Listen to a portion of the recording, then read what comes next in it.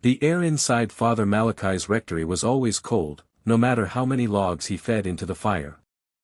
The old stones that made up the ancient walls of St. Aurelius' Church seemed to radiate a chill that crept under the skin, into the bones, and settled deep within the soul. For 37 years, he had served the parish with unwavering devotion. But tonight felt wrong. It began with a knock on the door just past midnight. Malachi stirred from his prayer, the ancient leather-bound Bible still open on the altar. The knock came again, slow, deliberate, and echoing. He crossed himself and moved cautiously to the door. The wind howled beyond the threshold, carrying with it a scent of rotting wood and something else, something metallic. When he opened the door, there was no one there. Only a box. Old. Wooden. Blackened with age. No note, no markings, no indication of its origin. The air grew colder as he stared at it. Against every instinct, he picked it up and brought it inside. On his desk, under the flickering candlelight, the box looked like a forgotten relic from a war-torn cathedral. Bound in tarnished iron and adorned with symbols that stung the eyes to look upon for too long. At its center, etched into the lid, was a crude carving of a crucifix, though warped and twisted. Christ's face was obscured, almost melted. The arms were unnaturally elongated. It made Malachi's stomach turn. He hesitated. Then opened it. Inside lay a crucifix. Unlike any he had ever seen. Roughly hewn from black wood, it was splintered and cracked. Rusted nails pierced through the figure's hands and feet, and the body of Christ was grotesquely emaciated. Where the eyes should have been, only dark, hollow sockets stared back. The smell of sulfur burst from the box, overwhelming and choking. Malachi dropped it instantly, gasping, but the crucifix didn't clatter. It simply landed with a soft thud, as though cushioned by unseen hands. He reached for his holy water, sprinkling it over the artifact. It sizzled on contact. The flames in the fireplace died. A thick darkness crept into the corners of the room, swallowing shadows whole. From the hall, he heard the old wooden floor creak, slow, rhythmic, approaching steps. But no one was there. Whispers began to coil around the room like smoke. Latin. Ancient. The same verse repeated, over and over, growing louder. Nolite tanher crucem, non est Dei. Do not touch the crucifix, it is not of God. Malachi staggered back, knocking over the chair. His breath fogged before him, and he could see it, the faint outline of a figure behind the veil of darkness. Tall. Thin. Crooked. Its arms too long, fingers scraping the stone walls. And in its hand, the crucifix. He screamed the Lord's Prayer. The figure did not retreat. It merely stood, head tilting ever so slightly, watching. Then it whispered in a voice like shattered glass, "You accepted the gift. Now you must carry it." Suddenly, everything went black. When Malachi awoke, he was lying on the cold stone floor. The crucifix was clenched tightly in his hand, blood seeping from where splinters had pierced his palm. The box was gone. The figure was gone.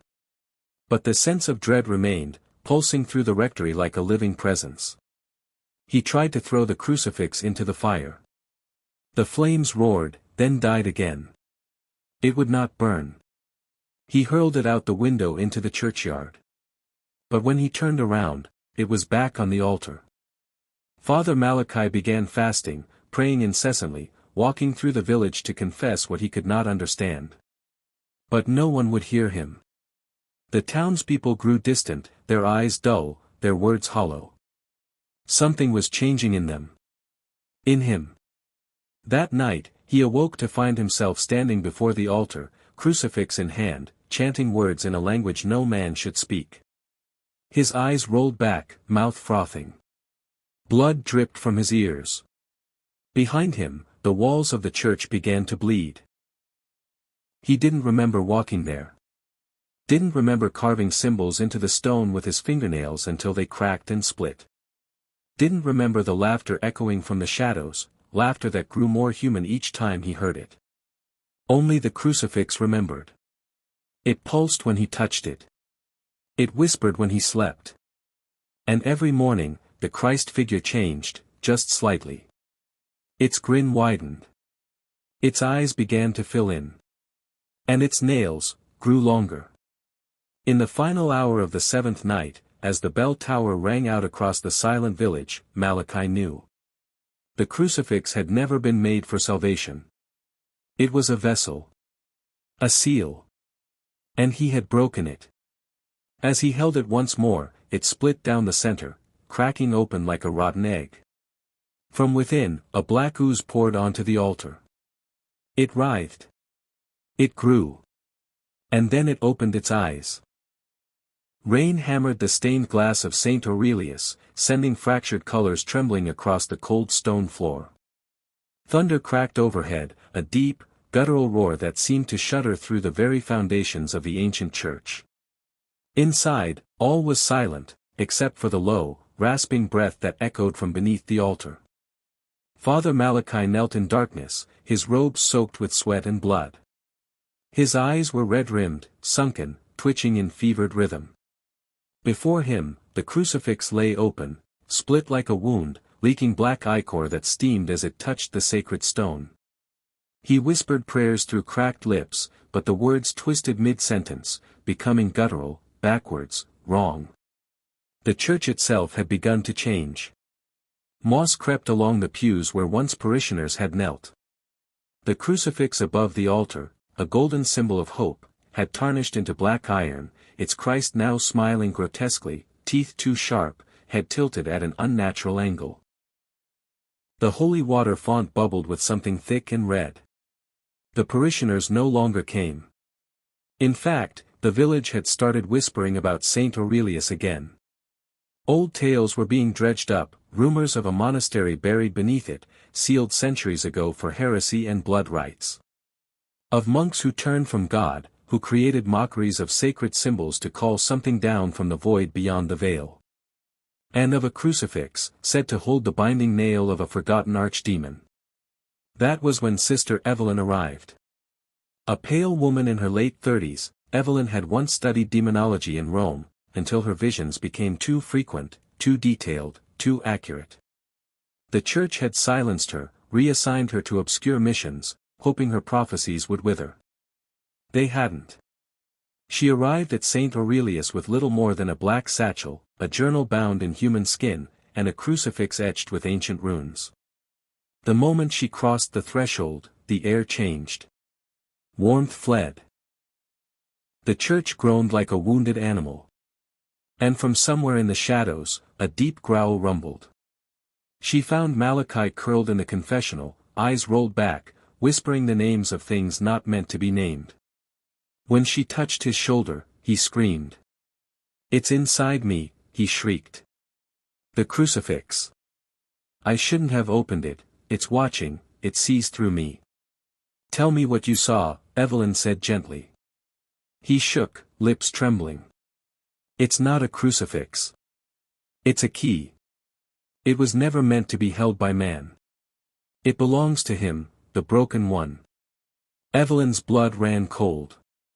She had read of the broken one only once, an entity so ancient, so monstrous, it was erased from holy texts and remembered only in the blood-written scrolls of the mad. He who was crucified upside down in the abyss beneath heaven. He who mocks the Trinity. He whose breath blights the spirit. She turned to the altar. There it sat. Still split open, still weeping blackness, but now, something moved inside. A small hand. Fleshless. Bone white. Reaching. That night, Evelyn barricaded the doors and prepared the rites. Candles lined the sanctuary, each blessed with ancient prayers older than the church itself. Sigils were drawn in salt and holy ash. Sacred scripture lay open to forbidden passages. And still, the darkness came. It didn't move like smoke or shadow. It breathed. And from within it came voices, some familiar, some lost, some impossibly ancient. They called her name with longing, with malice, with promises. Evelyn, you were chosen, you were promised to him. Suddenly, every candle went out. The darkness swallowed her whole. She woke on the altar. Naked. Arms splayed. The crucifix hovered above her, levitating, turning slowly in the air. The figure on it was gone. But she felt it, behind her, beside her, inside her. Something invisible brushed against her skin, cold and wet like worms on a corpse. She tried to scream but her throat was filled with blood. From the rafters, something stirred.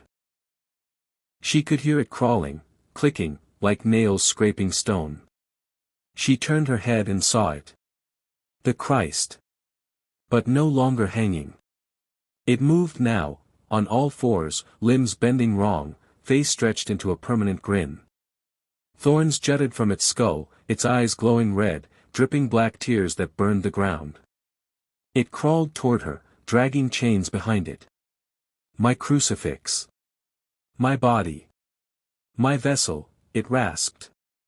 Then Father Malachi appeared, half-naked, eyes black, mouth sewn shut with wire. He knelt before the crawling Christ and kissed its feet, weeping tears of blood.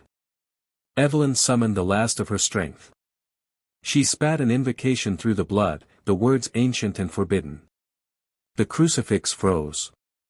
The crawling thing shrieked, an unholy wail that shattered every stained glass window in the church. Evelyn was free. She grabbed the crucifix and flung it into the font. The water hissed. And screamed. The black figure convulsed violently, melting, reshaping, its limbs flailing. Malachi burst into flame, laughing manically even as his flesh blackened. Then silence. The air lifted. The darkness retreated. But Evelyn knew. This was not the end. The crucifix did not burn. It waited. Beneath the surface. And the voice still whispered. You cannot unsee the mark of the broken one. You are his now. It began with the children. They were the first to draw it, an unfamiliar symbol resembling an inverted crucifix entwined with thorns, scratched into walls, carved into tree bark, drawn in ash upon their bedroom floors. Their parents thought it was just play. But then came the chanting, low, guttural syllables muttered in sleep, impossible for young mouths to shape. And the staring.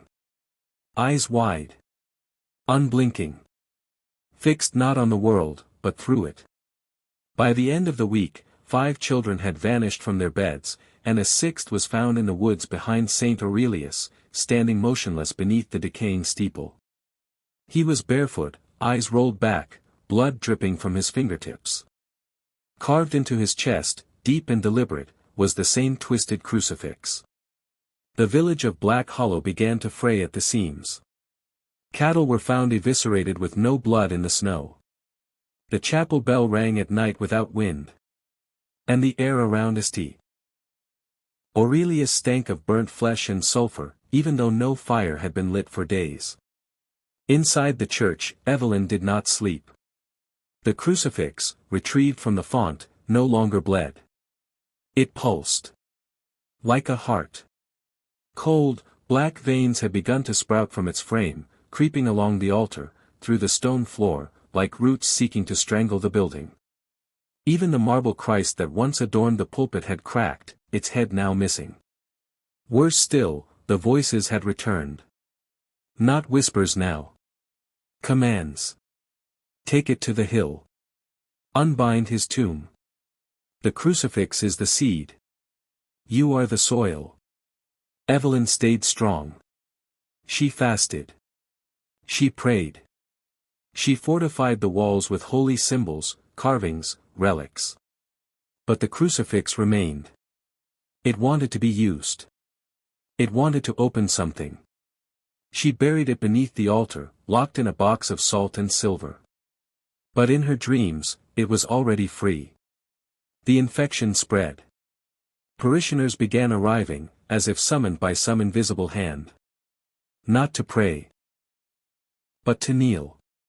In silence. In rows. At first glance, they looked normal. But Evelyn knew, they were empty. Their eyes were dull, glazed. They didn't speak. They barely breathed. Some wept black tears. Others smiled when no one else did. And when she spoke to them, they simply stared, and bled from their ears. She tried to warn the bishop. He didn't return her call. Then the phone stopped working. Then the birds stopped singing. Then the sun stopped rising over Black Hollow. Evelyn finally left the church on the 7th night. She needed answers. In the village square, she found dozens gathered in a circle, staring at a towering wooden effigy, a crucifix made of bones, human bones, lashed with barbed wire and crowned in thorns. It hadn't been there the day before. Flames danced at its base, and standing before it was Father Malachi. But it wasn't him anymore. He had no eyes, just scorched hollows. His skin was stretched unnaturally tight, his arms flayed and marked with symbols that pulsed in rhythm with the thing beneath the altar. He opened his mouth, and several voices spoke at once. She walks with it. She carries the seed. She will open the wound beneath the world. The gathered crowd moaned in unison. Some tore at their flesh. Others danced in jerky, unnatural spasms, snapping bones and tearing ligaments without pain. A few fell to their knees and began gnawing at the soil. Evelyn fled. Back through the crooked woods. Back through the broken gates of the church. Back into the sanctuary, only to find that the altar had been moved. The box was open. The crucifix was gone. Scratched into the marble where it had lain were the words. The nail must be driven. That night, Evelyn heard knocking from beneath the floor. Knock. Knock. Knock. She tore open the stone beneath the altar, prying free centuries of sacred rock until she exposed the wooden floor below. A trapdoor. Old. Rotting. Stained with something black. She opened it. Stairs led down. Far deeper than the foundations should allow. The air that rose from the hole was wet and ancient. It carried a smell that made her vomit blood. She lit a lantern. And descended. The stairway seemed to go on forever. Walls were slick with centuries-old moss and something that pulsed. Symbols adorned every inch of the descent, written in blood, burned into stone. Some shifted as she passed. She reached the bottom. A vast crypt sprawled before her. Pillars of bone held up the ceiling. Statues of the crucified lined the walls, but their faces were wrong. Each had multiple mouths, weeping eyes, tongues that reached toward her. And in the center, nailed to a slab of obsidian, was a body. Not human. Not angel. Something between. Its limbs had been broken and rearranged. Its ribs torn open and twisted into a crown. And where its heart should have been, sat the crucifix. Whole. Pulsing. Waiting. It spoke to her, not with words, but memories. Her childhood. Her fears. Her loneliness. Her sins. It knew her. It had always known her. And in the voice of her mother, it said, "You were always meant to carry him." Evelyn collapsed. Tears streaming, mind splintering, faith unraveling. She crawled to the crucifix. And touched it. Screams erupted from the walls. The corpse above her jerked. Eyes snapped open. Black, endless, eternal. And Evelyn understood. The mark had spread. And the resurrection had already begun. The corpse moved. At first, it was a twitch, subtle, like nerves waking after a long sleep. But then its chest cracked open wider, ribs splitting further apart as if forced from within. The crucifix embedded where its heart should be began to glow, bleeding an oily black ichor that steamed upon the obsidian slab. Evelyn stumbled back, her mind howling in denial.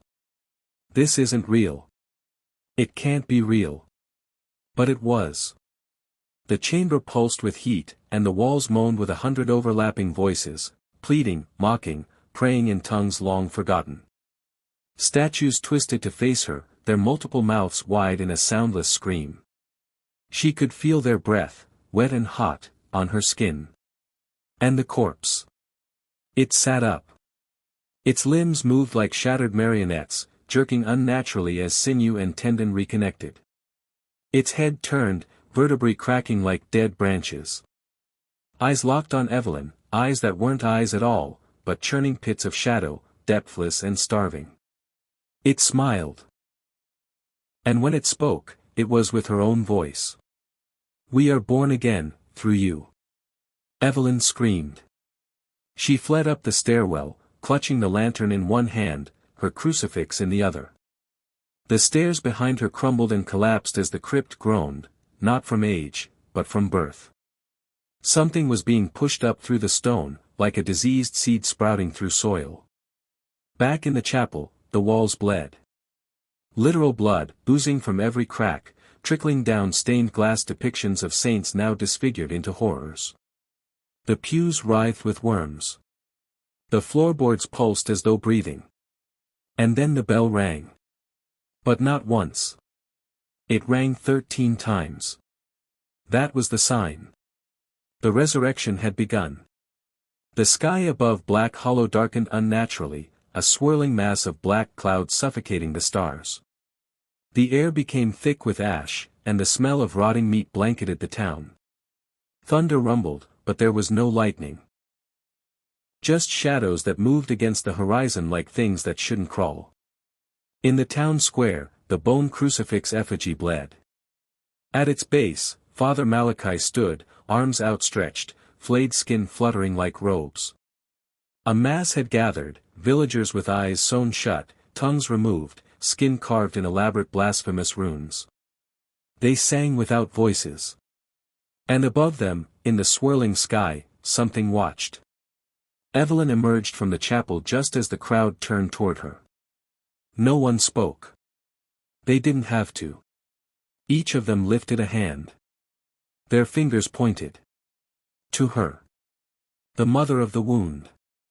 The keeper of the seed. The chosen flesh. A scream caught in her throat. She turned and ran, but every alley, every path, every door had transformed.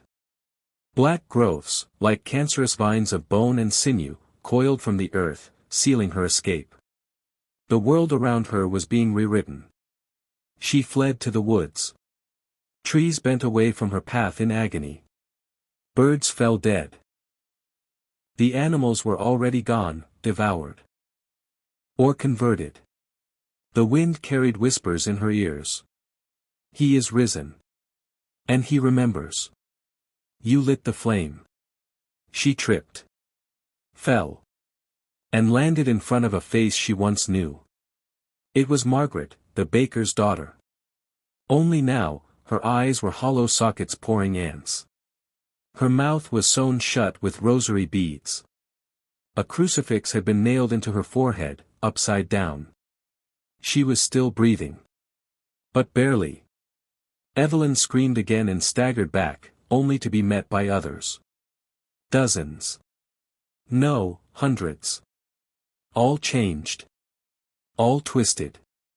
All kneeling before her as the sky split open with a groan that shook the bones beneath her feet. And from that rift in the heavens, descended him. The broken one. No longer bound to the crypt. He towered above them, wrapped in wings of black ash, crowned in thorns that writhed like living worms. His body still bore the shape of crucifixion, but inverted. Limbs broken backward, arms nailed through at unnatural angles, a gaping wound in his side from which black smoke poured endlessly. His voice came like a plague wind. You will carry the nail. Evelyn dropped to her knees, every cell in her body screaming. She fought for breath. For control. But it was slipping. The crucifix in her hand burned now, brands searing into her flesh. The villagers chanted, louder now. Drive it deep. Unlock the gate. Feed him through her. And then she felt it, something moving inside her. Something that had been implanted when she touched the crucifix in the crypt. A seed. It clawed upward, burrowing through her spine, seeking her heart. She clutched her chest, sobbing, screaming, begging God to take it away. But no one listened. Because God had left. Or worse, he was watching. And doing nothing. The broken one reached out a hand, long and jagged, 1,000 eyes blinking from its flesh. His palm opened, revealing a single massive nail. Black, rusted, pulsing with ancient life. Evelyn tried to move. Tried to run. But her legs gave out. The villagers crawled to her, lifted her, carried her to the base of the bone crucifix. They pinned her arms. Her legs. And the broken one raised the nail. You were made to bleed. As it descended toward her chest, Evelyn screamed with a voice that shattered windows. And deep below the chapel, where the crypt still pulsed with birthing energy, something stirred further. The crucifix had opened the way. But the gate. The gate was only half open. The nail drove through Evelyn's chest with a sound like thunder and bone breaking. But there was no blood. Instead, light poured from her wound, not divine, not holy, but a cold, flickering gray that distorted reality around it. The ground beneath her cracked, and the crucifixion site split open, revealing ancient stone steps spiraling downward into the earth like the throat of some vast, buried god. The villagers chanted louder, shedding their remaining skin, their bodies unraveling into forms that no longer resembled humanity. Jaws split, eyes multiplied, fingers curled into claws. Their flesh responded to the gate as if drawn by a command older than language. Evelyn's scream had turned into a low, rasping gasp. Her body had become something else, something alive but no longer hers. The nail in her chest pulsed in rhythm with the chanting, and her skin cracked in geometric patterns, glowing from within. The broken one descended into the wound in the earth, disappearing down the steps. His followers followed him in droves, dragging Evelyn's limp, twitching form behind them. Below, the gate awaited. They called it the Gate of Bleeding Stone, a relic predating all human faith. It wasn't just a portal. It was a mouth. And it had teeth. Massive stones lined its frame, but they weren't carved, they had grown. They pulsed like living muscle, veins throbbing beneath the stone. In its center, a spinning mass of darkness churned like a whirlpool of shadow, eating light and spitting out screams. The crucifix that had once hung in Evelyn's bedroom, the one she found as a child, was now embedded in the center of the gate. Only it had changed. Warped. The figure of Christ twisted into a broken, featureless being with limbs extended like branches, mouth forever open in silent agony. The broken one raised his arm, and the gate moaned in recognition. From the shadows came voices, countless, writhing entities that had once been priests, martyrs, saints, and devotees. They'd believed, died, and been forgotten. Now they were the stones that made up the gate. Evelyn was placed at its base. Still alive. Barely. She could see herself now, reflected in the gate's surface. But the image wasn't her, it was something inside her. The seed had grown. Her eyes bled black. Her bones had rearranged to form a second ribcage, housing something. The broken one pressed his jagged fingers into her forehead. And she remembered everything. The crucifix wasn't sacred. It was bait. Forged by a long-forgotten sect that believed God had died, and something else had answered in his place. The crucifix had been carved from the wood of a tree that grew where angels fell, soaked in the blood of the first man to curse God aloud. It was not a symbol of salvation, but a key. And Evelyn was the lock. The gate began to split open. Black sludge poured from its corners. Screams rose from the depths, some of them her own. Time bent around it. The walls cracked. And through the fractures Evelyn saw glimpses of other places, other worlds. All ruined. All consumed. In one, oceans boiled while crucifixes wept blood. In another, the sky was a gaping maw that fed on prayers. She saw herself in those places too, always crucified, always screaming. And always alive. Open her, the broken one bellowed, his voice now a swarm of locusts and sobbing infants. The worshippers began their ritual, carving deeper into Evelyn's flesh, pulling her apart like a book being read aloud. But she did not die. She couldn't. She was chosen. Every slice revealed symbols hidden beneath skin. Ancient runes, not written by man, but etched into the soul before birth. She was not a person. She was a vessel. And the time had come to pour something into her. From the gate emerged them. The first martyrs. Once holy. Now grotesque. Their forms resembled twisted saints. Haloed heads impaled on rusted nails, eyes removed and replaced with rosaries, hands melted into stumps bearing rings of teeth. They sang as they surrounded Evelyn, their song a hymn of uncreation. And the light shall be swallowed, and the cross reversed. And the blood shall flow backward into the womb of the world. One by one, they each placed a piece of the true nail, splinters of the crucifix from which the gate was forged, into her chest, until her heart became a cage of holy blasphemy. And Evelyn opened her eyes. They were no longer hers. She rose, not by her will, but his. The broken one extended a hand. Evelyn took it. And the gate split wide. Beyond it was no hell, no heaven, just a void of gnashing wings, eternal fire, and weeping stars. Creatures emerged from the darkness, blind and vast and covered in crucifixes that burned into their skin, forever being reborn and torn apart. The world had been breached. The resurrection was complete. But Evelyn, what little of her remained, still screamed from somewhere deep inside.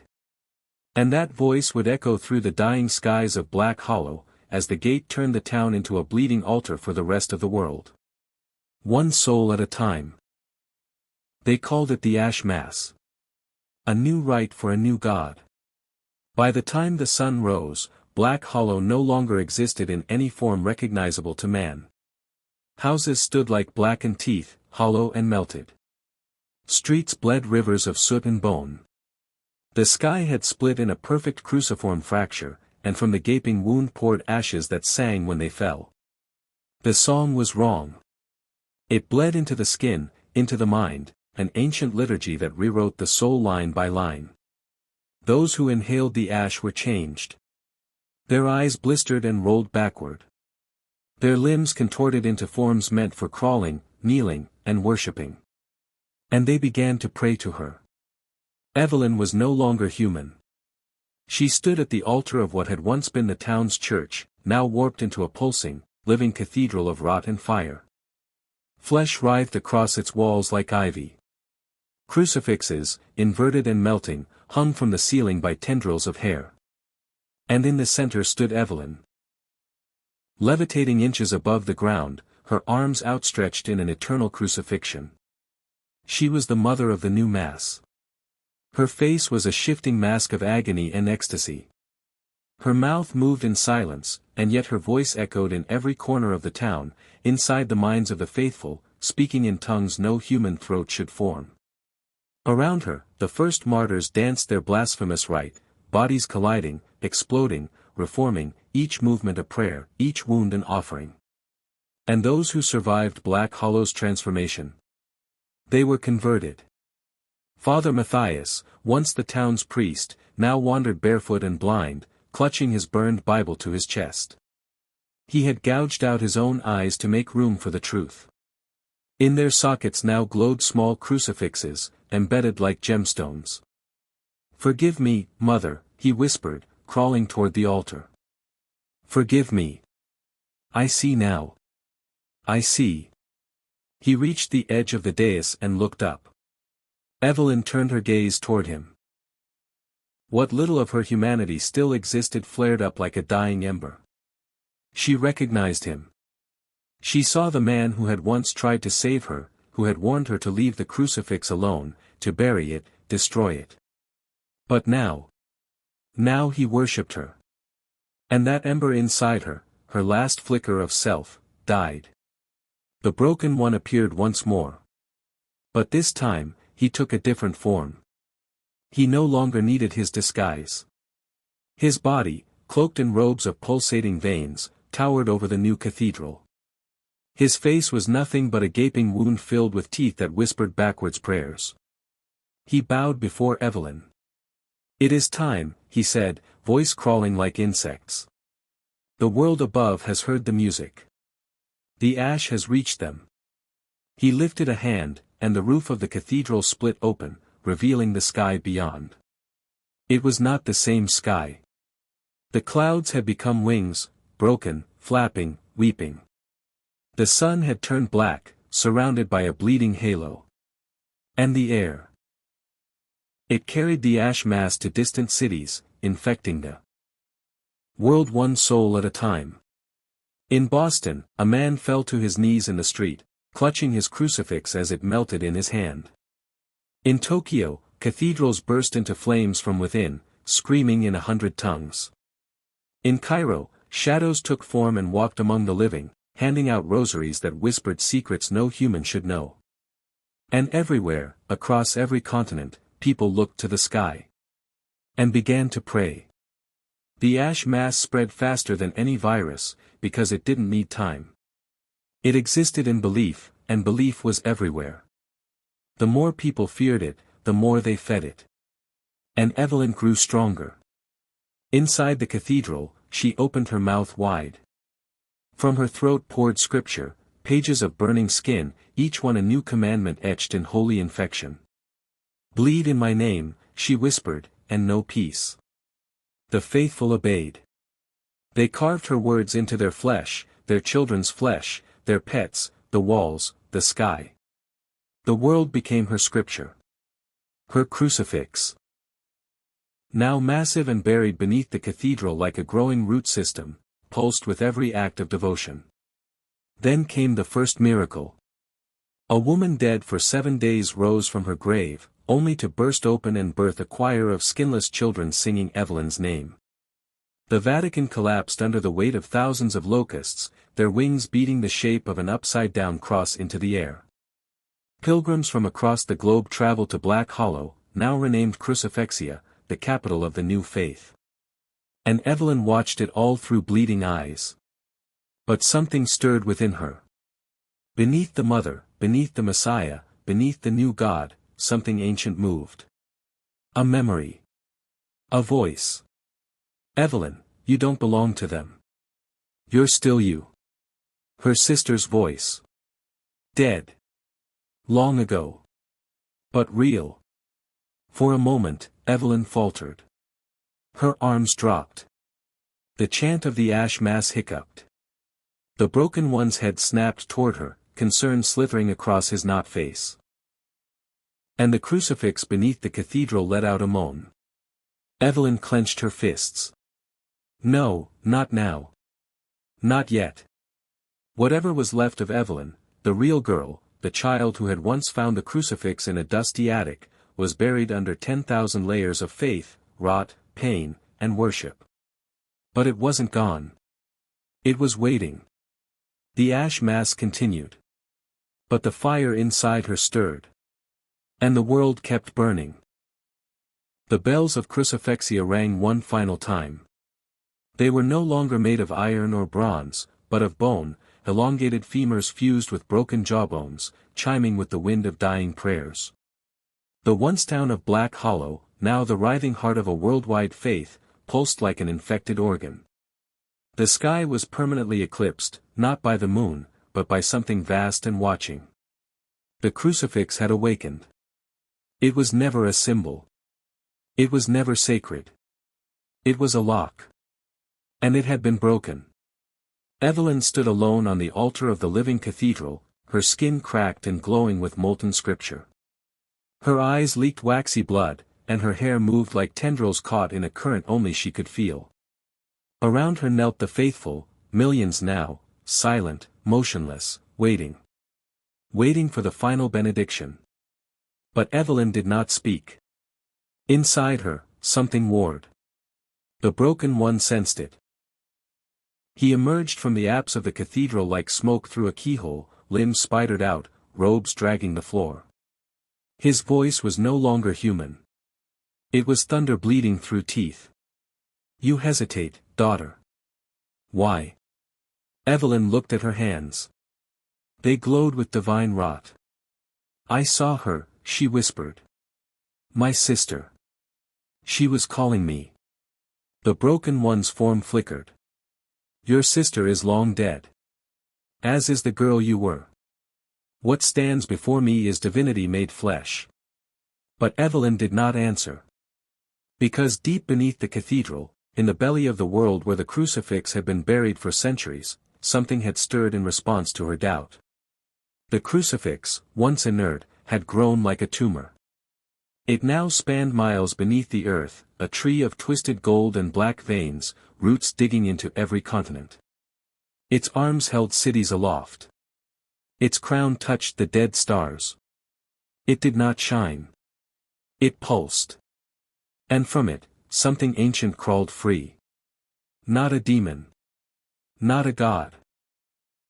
Something older than belief. A silence that devoured prayers.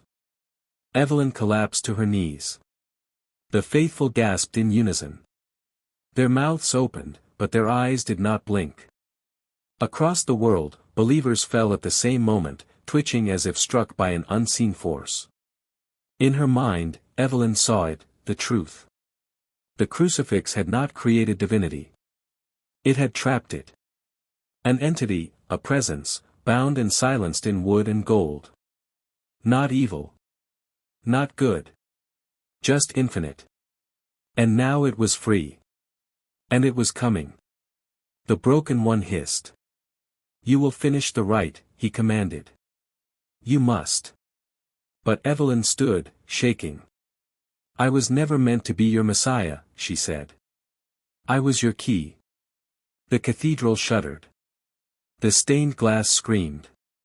Every inverted crucifix split down the middle, dripping black tears. The crucifix's roots tore through the earth, erupting through the cathedral floor, impaling the faithful like thorns through paper. Blood and ash rained from the ceiling. The broken one lunged toward Evelyn. But he was too late. She pressed her hands together. A prayer, not in tongues, not in blasphemy, but a real one. Please, she whispered. End it. Not just them, not just me. All of it. All the suffering. All the noise. And the crucifix answered. A blinding light, not pure or holy, but raw, ancient, and final, consumed the cathedral. The broken one screamed as his form cracked, peeled, and turned to salt. The first martyrs melted into puddles of liquefied faith.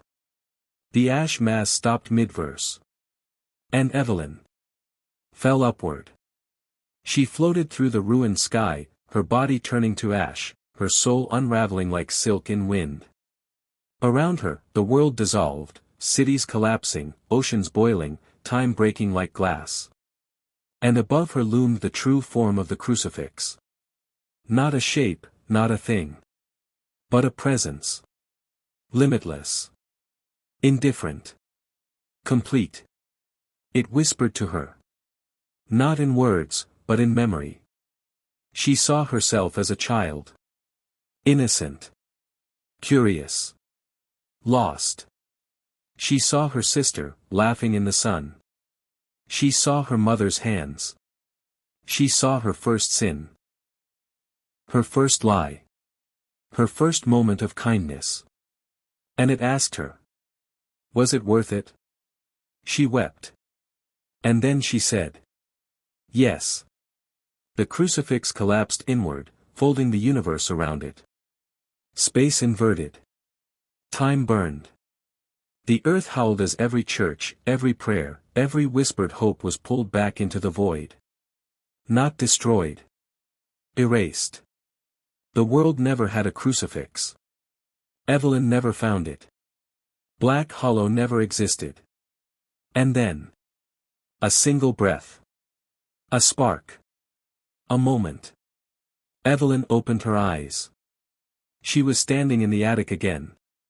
Dust motes floated in the air. Sunlight streamed through the cracks in the window. And there, resting in the corner, was the crucifix. Clean. Untouched. Silent. Her hands were clean. Her soul was whole.